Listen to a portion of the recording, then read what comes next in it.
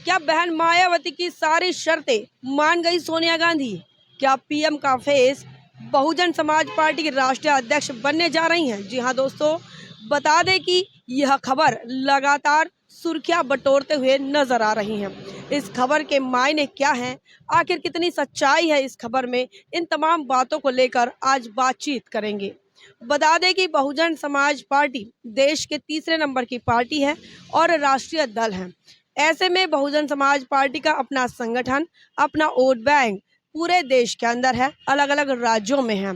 अगर बात करें बहुजन समाज पार्टी के पार्टी की और पार्टी के संगठन की, तो आपको यह नजर आएगा कश्मीर से कन्याकुमारी तक बहुजन समाज पार्टी का अपना गठबंधन है और हर प्रदेश में उनकी एक प्रदेश यूनिट है। तो ऐसे में बहुजन समाज पार्टी जो है वो अपने इन शर्तों को लेकर इंडिया अलायंस में शामिल होना चाह रही थी कि पूरा पैन इंडिया गठबंधन अगर बसपा के साथ होता है तो ही बात बनेगी। ऐसा सूत्रों के हवाले से जानकारी मिल रही है। तो Bahujan Samaj party pan India गठबंधन के लिए तैयार थी, ना कि सिर्फ उत्तर प्रदेश के लिए। वही कांग्रेस जो है वो सिर्फ उत्तर प्रदेश में गठबंधन चाहती थी और इसी वजह से ये सारा मामला अटका हुआ था। उसके बाद लगातार हम देख रहे थे अखिलेश यादव और कांग्रेस का जो गठबंधन हुआ और उसके बाद से ये तस्वीरें साफ हो गई थी कि अब सपा और कांग्रेस जो है वो उत्तर प्रदेश में मिलकर चुनाव लड़ेंगे और साथ ही समाजवादी पार्टी के जो सहयोगी दल है वो साथ में रहेंगे, जिसमें से जयंत चौधरी माइनस हो जाते हैं, वो वहाँ नहीं होते हैं, इस गठबंधन में का हिस्सा नहीं होते हैं।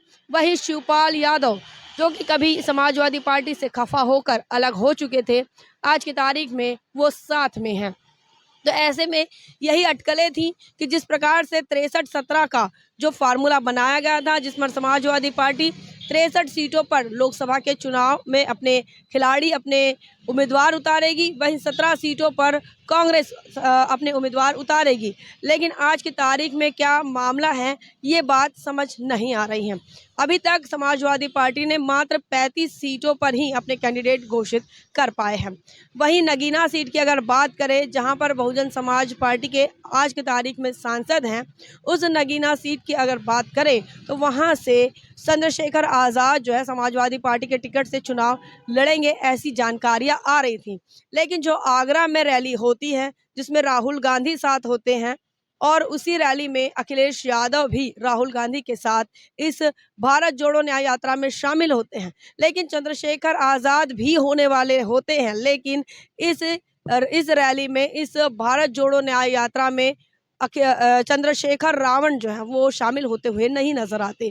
तो ये क्या कारण है चंद्रशेखर आज़ाद का वहां नहीं आना? क्या अखिलेश यादव और राहुल गांधी बहन मायावती को नाराज नहीं करना चाहते? क्या अब भी ये वजह यही बताती है कि क्या अब भी ये जो इंडिया अलायंस है वो बहुजन समाज पार्टी का इंतजार कर रहे हैं?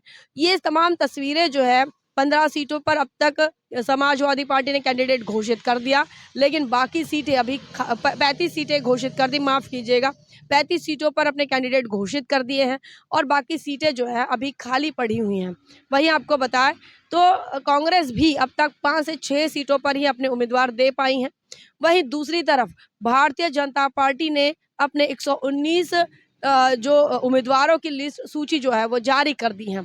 अब ये भारतीय जनता पार्टी को इस बात का डर है कि आखिर बहुजन समाज पार्टी अपने जो उम्मीदवारों की सूची है वो जारी क्यों नहीं कर रही, क्योंकि बात ये कही गई थी कि 1 तारीख से 10 तारीख के बीच बहुजन समाज पार्टी की राष्ट्रीय अध्यक्ष अपनी पहली सूची जारी करने वाली हैं और उसी के बीच आज की तारीख में ये खबर सामने निकल कर आई है कि आने वाले 8 या 9 मार्च को कांग्रेस की नेता सोनिया गांधी जो हैं वो एक बड़ा ऐलान करने जा रही हैं और वो ऐलान बहुजन समाज पार्टी से संबंधित है।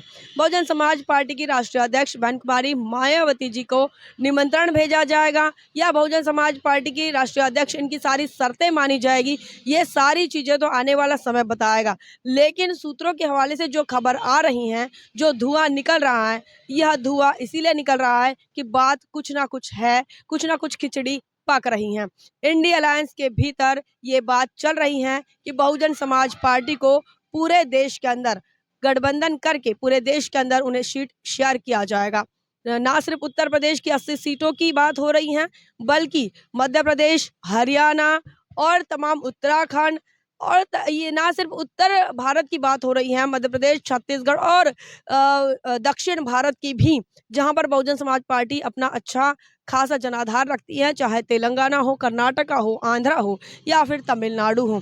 तो ऐसे में बहुजन समाज पार्टी पूरे भारत देश के अंदर अकेले अपने बलबूते पर चुनाव लड़ने वाली बात कह रही थी, लेकिन जो चर्चाएं निकल कर आ रही हैं सूत्रों के हवाले से, उन सूत्रों का यह कहना है कि सोनिया गांधी अब पहल करेगी और सोनिया गांधी के इस पहल के बाद हो सकता है बहुजन समाज पार्टी आप तमाम लोगों को इंडी अलायंस में देखने को मिले। आने वाले समय में 2024 के लोकसभा चुनाव को ध्यान रखते हुए मोदी को रोकना है तो बहन मायावती जी को साथ लाना है। इसी फार्मूले के साथ अब इंडी अलायंस काम करने जा रहा है। अब कितना सच होगा ये समय ही बताएगा। आने वाली 8 मार्च जो है वो ज़्यादा दूर नहीं है, लेकिन इंडी अलायंस की नैया अब बहन मायावती ही पार कर सकती है, ये बात साबित हो रही है।